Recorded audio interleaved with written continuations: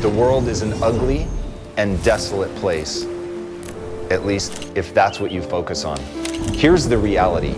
You're gonna get what you focus on. And if you choose to see what's wrong, if you choose to see what's broken, if you choose to see all of the things that are bad, then they're going to be exaggerated. You're gonna see them everywhere. If you choose to see the ugly in this world, you will literally be buried in it. But if you choose to see beautiful, if you choose to see potential, if you choose to see the things that are right, then all of a sudden you're gonna be surrounded by that. And this is one of those things that no matter how much I say it, people don't really understand the power of focus. If you put your time and energy into what you decide to see, the world will change. There's literally a region of your brain that determines whether what you're looking at is good or bad, positive or negative. But you can take control of that. Nothing has to happen by accident. You can literally shape the world before your eyes. Think about this. The brain is encased in total darkness. Light never touches your brain. The movements of the air that we think of as sound never actually reach your brain. Everything hits your eye, your ear, and they're translated into electrical and chemical signals. And from that, you construct a reality. But the truth is, you're living in the matrix right now. Even if this is not a computer simulation and we're really here, your brain is still creating a reality. It's determining what you see. Now the question is, how much of that are you going to let happen by accident, and how much are you going to take control? And once you decide to take control and start constructing optimism, positivity, all of a sudden you're going to have more energy to attack things because you believe that they're going to happen for you. And belief is ultimately the most powerful thing that you can have. If you believe that your time and attention is going to be rewarded, if your efforts are going to result in improvement, then all of a sudden you don't have to worry about whether you're good. You only have to worry about how much time and energy you're willing to put into something. And once that's the equation, once you're the eternal learner, once your identity and your self-esteem is entirely wrapped up in getting good, in becoming great, then you'll make progress. Because you're not tripping over self-loathing. You're not tripping over hating who you are or what you're capable of. You're not worried about what you were or weren't born with. Once you get out of that trap and you start thinking about your potential and you start thinking about what you can become, that's when the world opens up to you. But it all comes down to what you focus on. So you've got to be very careful about what you allow yourself to see. And yes, it is a choice. And the question you have to ask right now is, what choice are you making? What things are you deciding to see? What is your world created of? Once you take control of that process, then potential becomes limitless.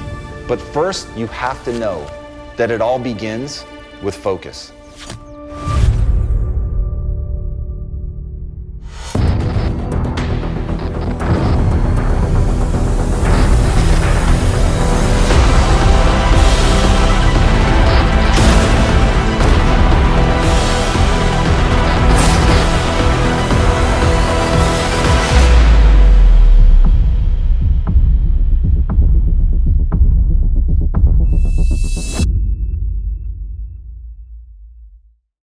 In life, if you want to win, you have to move towards what scares you.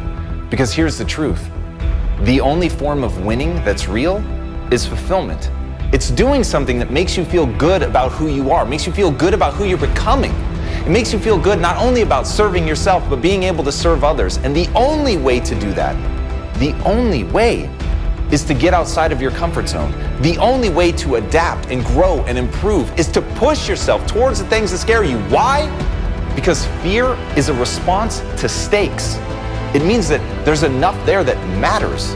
And once you identify what matters, then you know what to move towards. But whenever you're moving in the opposite direction of the things that scare you, you're moving away from the very things that matter. Your mind triggers because something is a potential for failure, something is putting you in danger, but the very thing that's putting you in danger is almost certainly emotional danger. And the things that carry emotional danger are the things that matter to you. And the things that matter to you are the things that matter most.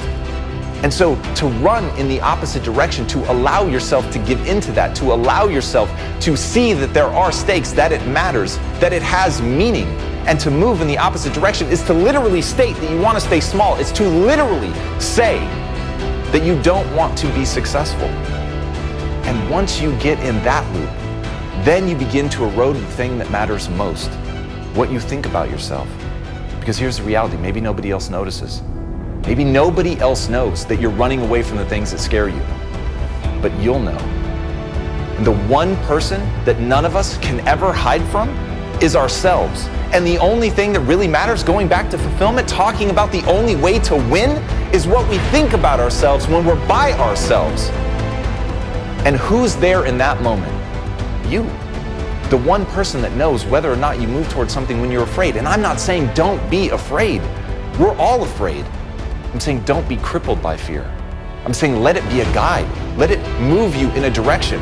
Have a code that you live by, that says, that mandates from you, that you move towards those things, that you accept, that even in the face of fear, you can always choose to act.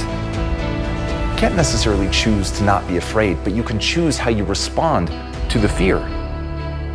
Once you separate those two things, then you gain control. And being in control of your life is the ultimate way to move forward. But if you see yourself as a victim to your mental states, if you allow your emotions to control what you do and don't do, well, then you're at the mercy of the whims of neurochemistry. And you've got to rise above that. You've got to have a focus. You've got to have a goal. You have to know what it is that you want to accomplish. And regardless of whether or not that scares you, in fact, because that scares you, that's got to be the thing that triggers you to push and go and develop yourself and develop that self-worth that comes from facing your fears, doing the hard things, being willing to suffer in service of something you believe in. And that's the key. You've got to believe in something. You've got to want something.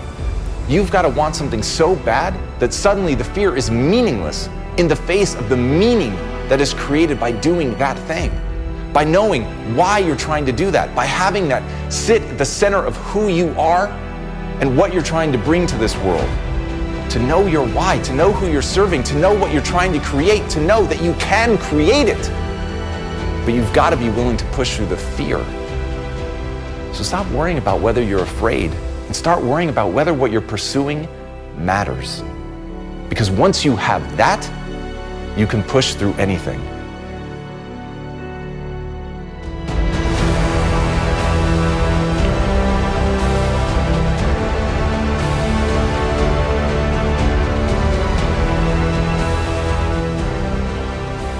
As Tony Robbins has said, progress is the very foundation of happiness.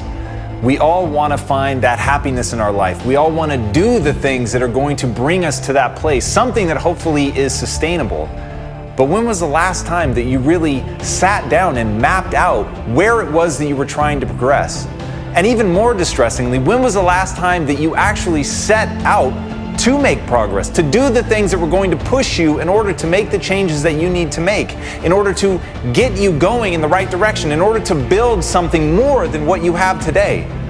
Most people spend all of their time stuck in a rut. They're spinning their wheels. They've gotten caught up in the daily momentum of life, that slow rhythm that rocks everybody to sleep and makes us all forget that one simple truth. Progress is the very foundation of happiness. So if you want to make something of your life, if you want to get out of that rut, if you want to start feeling alive, the very thing that you have to do is push yourself. I know it's counterintuitive. I know that most people think when they get free time, all they want to do is relax. But in that moment, if you really want that joy in your life, the thing that you have to do at that moment is push towards something, to have a vision of the person you could become, the skills that you could acquire, the things that you can do with your life, and to go after them, to relentlessly pursue, to work, to push, to really strive for something. And in that hard work, in the suffering that comes from that, ironically, born of that is the joy that we all seek.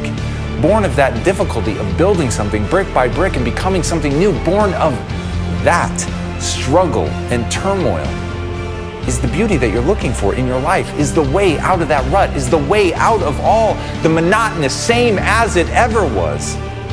It's to push yourself, to focus, to have a goal, to know what it is that you want and to build towards that. That is the answer that you seek. You've got to get up and you've got to do something. You've got to push yourself. You've got to want it badly enough that you're going to go after it. And when you do that, then you can begin to change your life, to really see the fruits of your labors. but you've got to push yourself. You've got to really want that for yourself. Ironically, that's going to be the thing that gives you what you want. That's going to be the thing that pulls you out of that rut and really gives you the focus that you need in order to bring that joy in your life, in order to create that joy. And that's the reality. It's not something that you're going to find, it's something that you're going to build. So if you're stuck, if you're frustrated, the answer isn't to relax. The answer isn't to avoid the pain of change. The answer is to lean in.